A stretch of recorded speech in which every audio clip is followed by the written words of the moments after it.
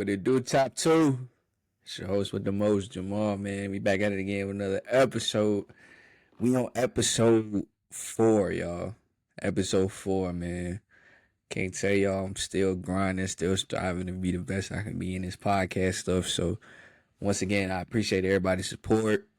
Appreciate all the shout outs recently. Appreciate all the love, all the views. I just appreciate all y'all for tuning in and listening to me sit and talk for some time about sports. You know what I mean? It's something I've been striving to do for a long time. I'm gonna keep saying that because I'm just proud of myself for putting myself out there like that. Um, yeah. Once again, I really appreciate everybody for tuning in. Man, let's go ahead and get right into it, man. So right now we got going into week 4 of the NFL, man. Week 4, like 4 weeks in, man. The season is officially back in full spring. Um, I'm just give y'all some of my takeaways from week 4, like I always do, man. I'm just start off the rip. Cowboys and Packers was a legendary game. Another legendary game this year from my boys. I'm just happy we fought. Like without Michael, my biggest thing was I feel like our defense was gonna lack, but offensively we've been fighting to stay in the game. I can't say our defense ain't been fighting either. We just trying to figure ourselves. We trying to find ourselves on that side of the ball. But yeah, for the Packers though, that's not a good look. Um, they got one of the best teams in the league. I know a couple weeks ago I was saying they might look like the best team in the league, but that didn't look like the best team in the league this past week. Um, yeah, that didn't look like the best team in the league this last week. I'm gonna say it again. Uh, they just gotta like for real. They supposed to beat us by at least 10 points. Um, I don't know what really was going on necessarily on that side of the field, but all I can say is for my Cowboys, we sat there and we gonna go out with some. We gonna go out with a bang. Like we gonna have to beat us. And I can respect that about this year's team. Like you got to beat us. My next take. The next 3 weeks for the Ravens are like extremely crucial. Um, Lamar got hurt. To me and a couple of my homeboys, it looked like he laid down. He wasn't really trying to play through the injury. Um, I can't really speak on that because football is totally different from basketball. But when you get out of a game or like you take yourself out of the game, you laying down, bro. That can't happen. I think people would respect it more. I think the Ravens fans would respect it more if you played through at least to the end of the game instead of taking yourself out. I know y'all was losing real bad, but um, yeah, the next 3 weeks is gonna make or break the Ravens season. Lamar could be out for at least 1 or 2. What was it? 3 weeks, y'all? Correct me if I'm wrong.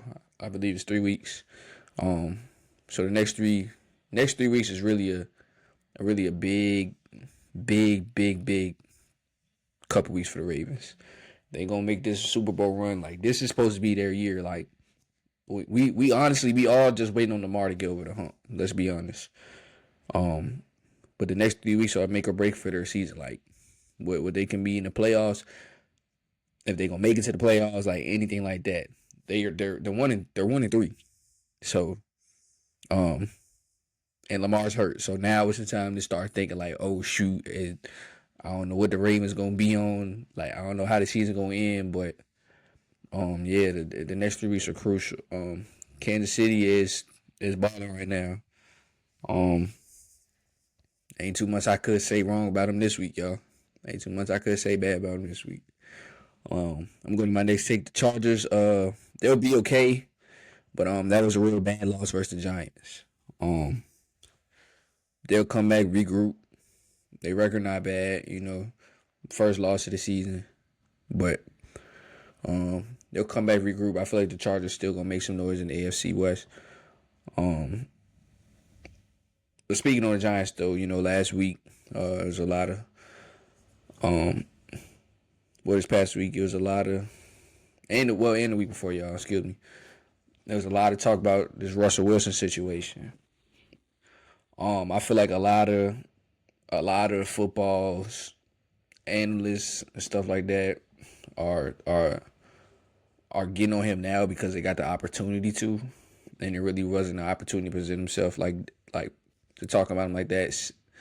When he was in Seattle.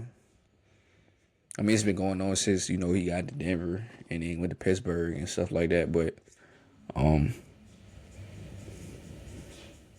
Tony Gonzalez is wilding out saying he didn't played himself out of the Hall of Fame and stuff like that. Like, y'all gotta remember, he still was one of the best quarterbacks in the league for a while. So don't think like, all right, because he towards the end of his career, you're gonna disrespect him. If this is what analysts want to do, I feel like y'all need to be able to do that for all the greats in all sports. I know y'all specifically cover football, but you got to do the same for all the greats in all sports. Like most people, like in basketball, you're not gonna see us talk about Michael Jordan's last couple years with the Wizards like that. You're not gonna see anybody talk about Bron's last couple years with the Lakers like that, except when we arguing about who the GOAT is. But I think it's safe to say like Russell Wilson's career is getting close to ending, but don't sit there and disrespect that man like he was one of the best in his time. We could just say his time is up. Yeah, it's time to leave Jackson Dart in there, New York. That's I'm gonna agree with that. It is time to put Jackson Dart in there. He looked real good versus Chargers. He looked confident. That's great for your young quarterback. I think he probably has learned a lot from Wilson in the few weeks he's been in New York. But just go ahead and put him in there, bro. Just go ahead and put him in there, get his reps in. That way, when a couple years down the line, when he's ready to go, he can look back saying, "Hey, I had a decent rookie year." I ain't saying he gonna be a Jaden Daniels. I mean, we 3 weeks in, Jaden Daniels was already looking like rookie of the year 3 weeks in. But it's time for Dart to take over. Like, just go ahead and give him the keys, but let Russ coach. Russ know what he's talking about. Like I said, he's been one of the best for a while. He know what he's talking about, but just let him keep coaching Dart. Let him be a lot more hands on in that aspect. But yeah, I just don't appreciate the disrespect to Russell Wilson right now. He's stinging it up. Don't get me wrong. Just say he's stinging it up and move on. But stop. Don't play with that man's career like he won't one of the best in his time. All right. The Commanders looked a little shaky versus the Falcons last weekend.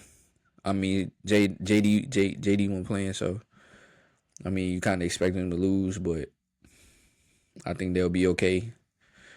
Once he gets back, then he's back this week. So, but yeah, I kind of expected them to lose. I wasn't really thinking they was gonna really do too much winning with him out.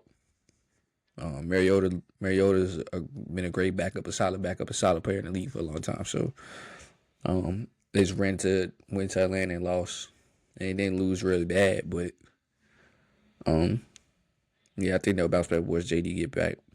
My next take, and I know I said this last week, y'all, but hear me out. The Seahawks are the biggest sleeper in the NFL right now. I ain't saying they're the best team. No, I'm not saying they're the best team because they're not the best team. I'm saying they're the biggest sleepers, period. JSN looking like a top 5 receiver right now. Darnold balling. The defense stopping. The Seahawks are slept on. They're gonna be a problem come January. they will be in the playoffs. Y'all know I shoot these episodes after the Thursday night games going into next week. So I'm gonna speak on the 49ers from week 4, not week 5. Cause last night they did beat the Rams. We'll get in that next week though. But yeah, the Niners loss to the Jags was kind of embarrassing. If you're the Niners, you're supposed to go out and smack them and get them out the way. Like, that's a piece of cake. But hey, we know how this ends. They bounce back. So, the loss to Jacksonville was very disappointing if I'm a Niners fan. Um, yeah, and pretty much the rest of the other teams that won throughout the week, pretty much handled their business. You know, Denver smacked Cincinnati. The Dolphins got their first win. Kansas City handled the Ravens. The Rams won. The Pats smacked. Um, yeah, I mean Houston ball too. So I mean, there's a bunch of teams that handled business this week. Like they weren't coming to play. Yeah, and those pretty much my biggest takeaways of week 4, y'all. Y'all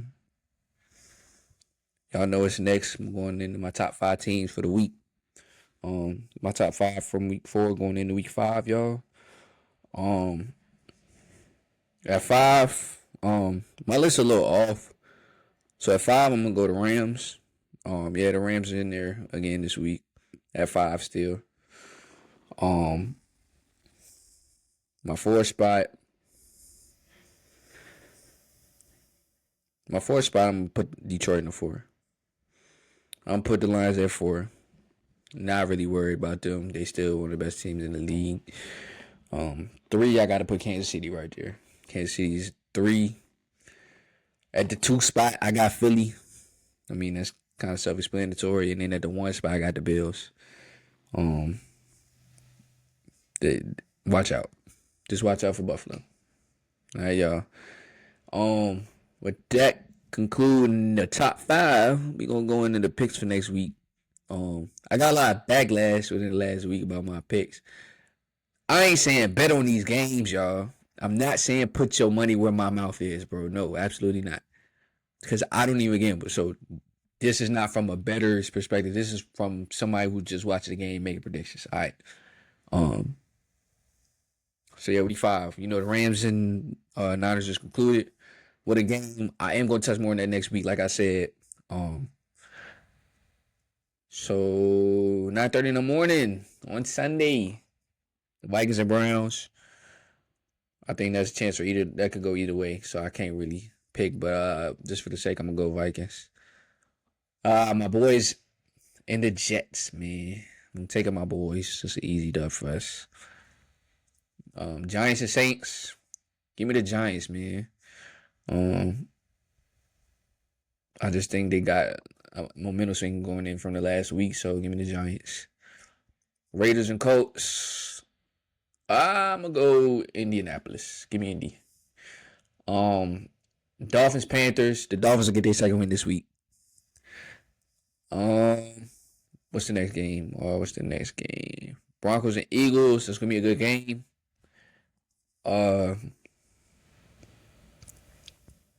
This is a tough one. But give me Philly. They do. I feel like they just do just enough to beat the Broncos, but the Broncos ain't going out like no scrubs.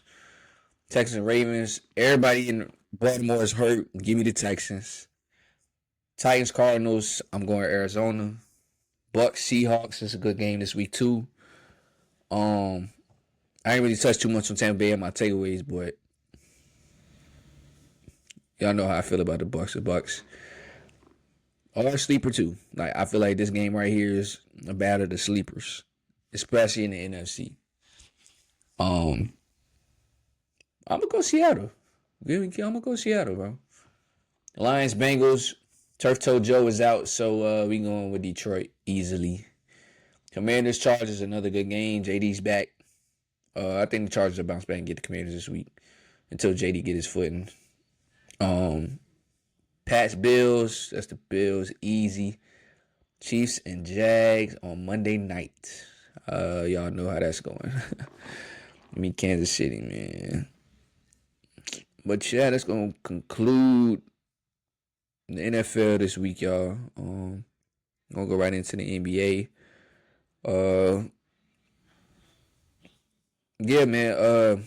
Season starts October 21st, y'all.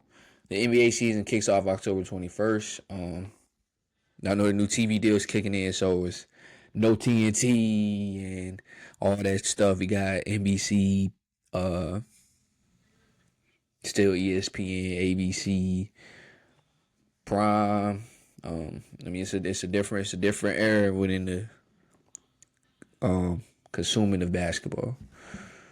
Um, but yeah, the preseason kicked off this past I think yesterday or something like that. You got the Pelicans in Australia, playing Australian games. Well, I kind of like that. I don't think the NBA's been to Australia in a while for a preseason game. I think that was kind of dope seeing them in Australia. Pelicans came out with the win. So I mean, I was looking at their team the whole time, just trying to see like what they really got. I forgot they got Kevon Looney, y'all. That's what the Pelicans have been missing that for the last year or two since they traded Valanciunas. Yeah, I think they got what they need in a center. I ain't saying they going nowhere, but they got what they need in the center, bro. Um, and then the Sixers and Knicks was in Abu Dhabi. Uh, my young boy VJ Ashcombe came to hoop.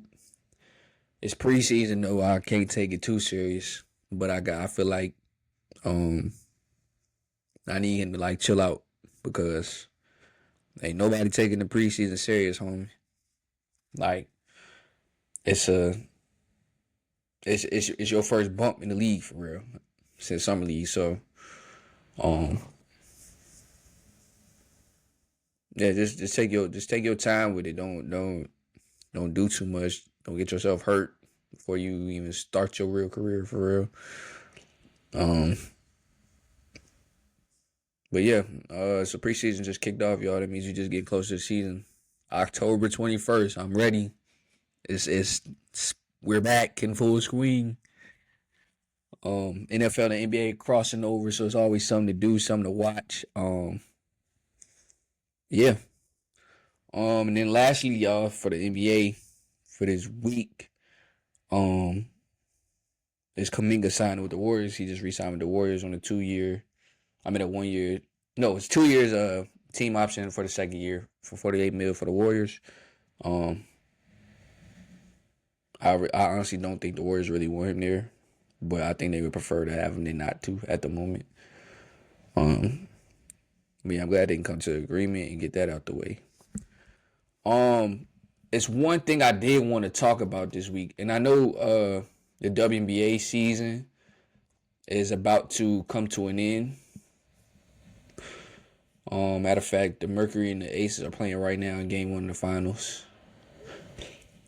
I want to speak on this Napheesa Collier situation and her calling out the league president and commissioner.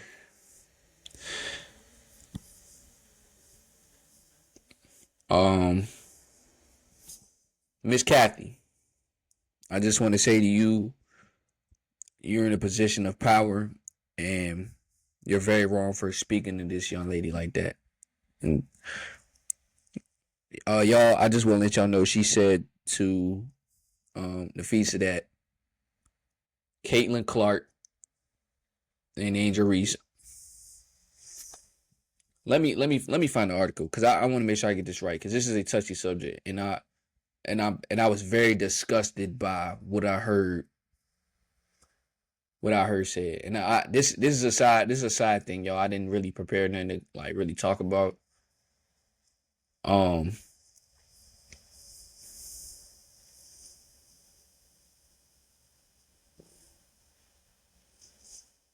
yeah, but Collier though, she sat here and gave a lengthy exit interview speaking on what the commissioner said to her and having a conversation with her about how they can grow the league and stuff like that.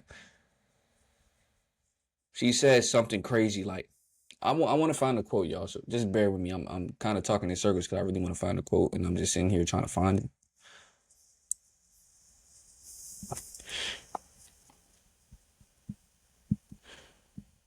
Napheesa Collier statement. Here we go.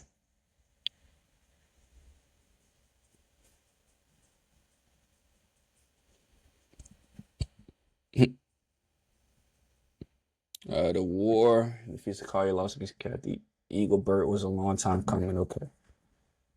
Uh,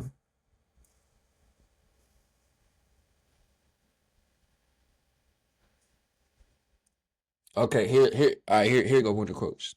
Uh, Napheesa Collier said, Miss Cathy told her, um, players should be on their knees, thanking their lucky stars for the media rights deal that I got them, and that only the losers complain about refs. And she's disheartened by how Napheesa characterized the conversations. Um, First off, that's one of the most disrespectful things I've ever heard a commissioner say um about it's the players in the league. Um, it's like she sat there and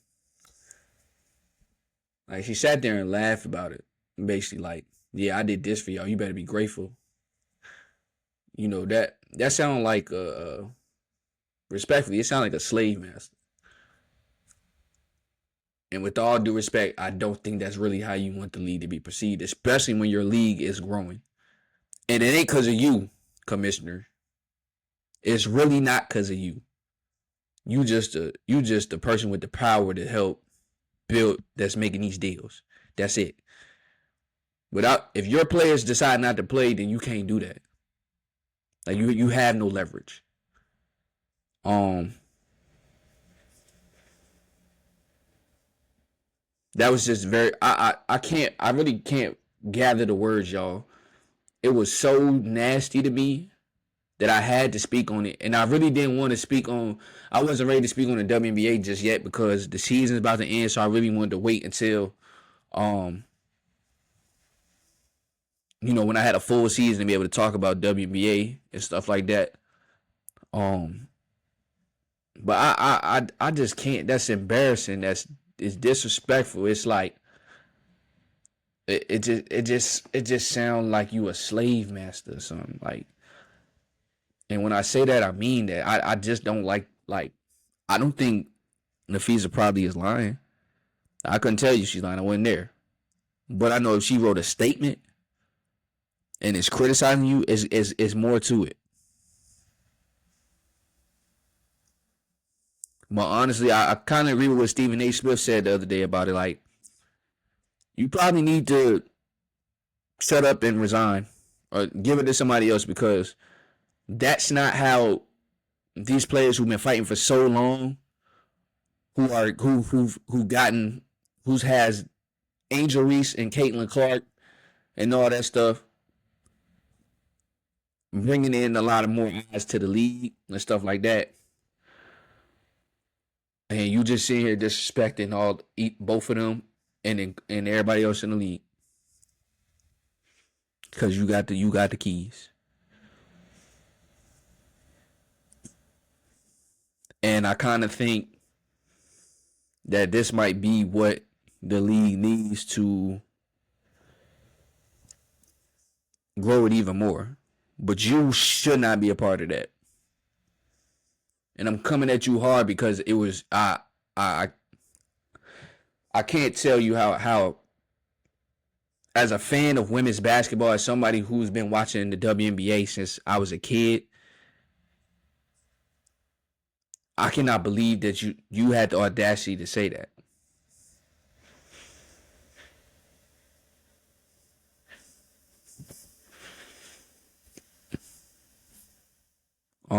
I need to find the next quote about Caitlin Clark. Hold on.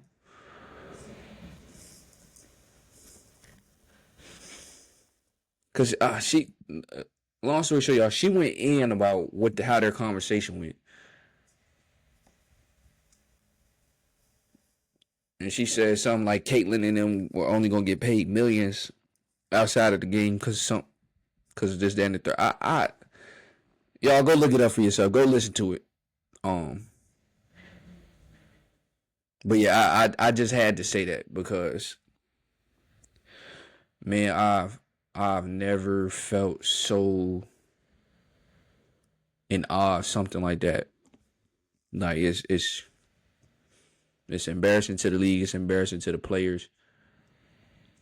Um, Especially when they fighting so hard to get these things, and for you to say that like I did that. No, no, no, no, no. You just you no.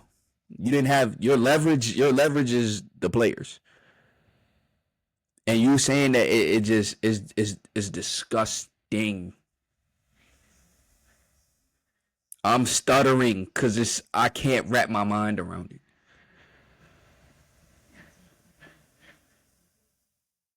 You cannot come back from that.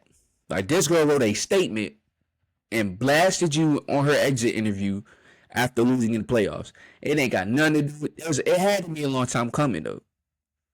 For her to have a statement ready to go, like, yeah, win lose or draw. I'm gonna sit here and let the world know how our commissioner's moving. You'd be better off giving the commissioner spot to Adam Silver because I think he respects the women's game more than you ever could. Keep in mind the NBA does own the WNBA. I think Adam Silver has a lot in his hands trying to figure out the NBA the next couple of years, expansion, stuff like that. Give up your position to somebody who will fight for the players, somebody who's gonna make efforts and not backhand them with the bull crap. Cause it ain't cool. Yeah. Um. That's gonna end it, y'all. I'm sorry. I it just rubbed me the wrong way. It just rubbed me the wrong way. But that's gonna end my episode, y'all. I appreciate y'all for tuning in. If nobody told you they love you today, I love you, man. Hear me out when I say that. If nobody has told you that they loved you today, I love you. All right. I'll see y'all next week's episode. Y'all do y'all thing, man. Love.